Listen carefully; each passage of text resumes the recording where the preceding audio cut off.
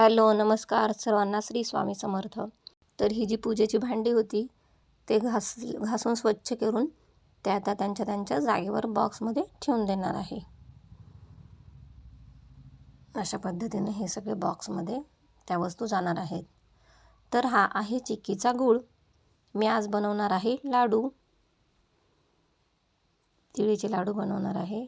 तर ही मी सर्वात आधी तिळी व्यवस्थित स्वच्छ करून भाजून घेतली होती. डाळ्या भाजून घेतल्या होत्या. तर मुरमुरे हे क्रंचीच होते, त्यामुळे यांना काही भाजले नाही. जर तुमचे थोडेसे हे असतील तर तुम्ही भाजू शकतात. तर आता मी पाक करून घेणार आहे. हा चिक्कीचा गूळ मी कढईत मंद आचेवर ठेवला आहे. त्यात थोडंसं पाणी घातलं आहे. तो व्यवस्थित मी त्या पाण्यात मिक्स केला आहे. व्यवस्थित त्या पाण्यात मेल्ट करायचं आहे.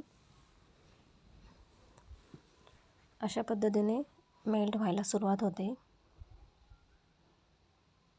पाण्याला बुडबुड यायला लागतात, बबल्स यायला लागतात. अशा पद्धतीने आपला पाक व्हायला सुरुवात झालेली आहे. तो गूळ पूर्ण मेल्ट झाल्यानंतर असं डिशमध्ये पाणी घ्यायचं व त्यात ते टाकून बघायचं. अशी गोळी तयार झाली म्हणजे आपला पाक तयार झालेला आहे. तर आता मी सर्वप्रथम तिळीमध्ये तो पाक थोडा टाकून घेणार आहे एका साईडला. तर एका साईडला मी असा पाक टाकून घेतला. पाक जोपर्यंत कोमट असेल तोपर्यंतच व्यवस्थित टाकायचा तो, नाही तर गार झाल्यावर लाडू वाळता येत नाही आणि तो कडक होत चालतो. तर अशा पद्धतीने मी एका साईडला पाक टाकून घेतला आणि स्पूनच्या साह्याने आधी मी तो पाक तिळीमध्ये मिक्स केला. तर मी लाडू वाळत आहे. असे लाडू मी आता वाळून घेत आहे.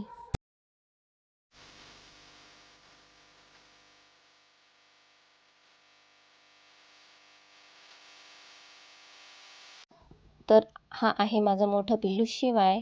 बघा मम्माला कशी हेल्प करू लागतोय. कोण म्हणतं मुलं काम करू लागत नाही, तर मुलं देखील काम करू लागतात. फक्त त्यांच्या मूडवर डिपेंड असतं. तर अशा पद्धतीने मी लाडू वाळून घेते आहे. आधी मी तिळीचे लाडू वाळलेले,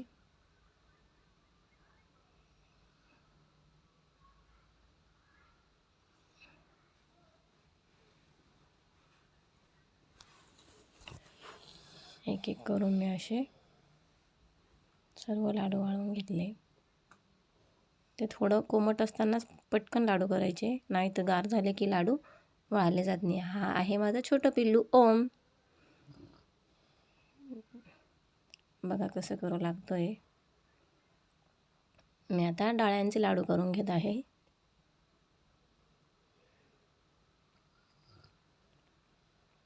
डाळ्यांचे लाडू करणारे आहे आता. त्यात मी थोडंसं पाक टाकून घेतला आहे. बघा कसे हे लाडू घोळत आहेत दोघं नौटंकी. त्या पद्धतीने त्यांनी दोघांनी पण मला हेल्प केली. तर मी आता डाळ्यांचे लाडू करत आहे. डाळ्यांचे असे लाडू करून घ्यायचे.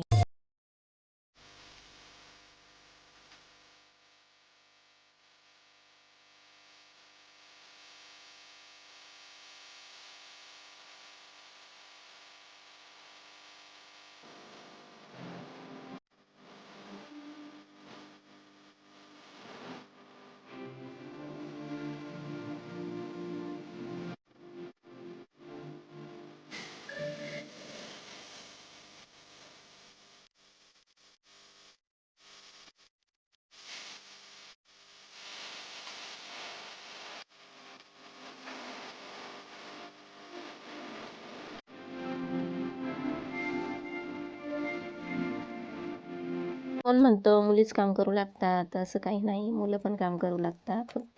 फक्त त्यांचा मूड असायला हवा. तर मी आता करून घेत आहे मुरमुऱ्याचे लाडू. त्याचप्रमाणे एका साईडला पाक टाकला आहे.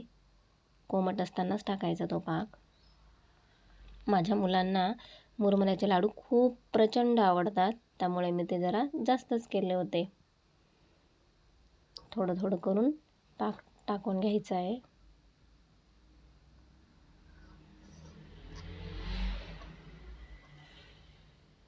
तुम्हाला जर मदतीला कोणी असेल तर तुम्ही जास्तसुद्धा टाकून घेऊ शकतात.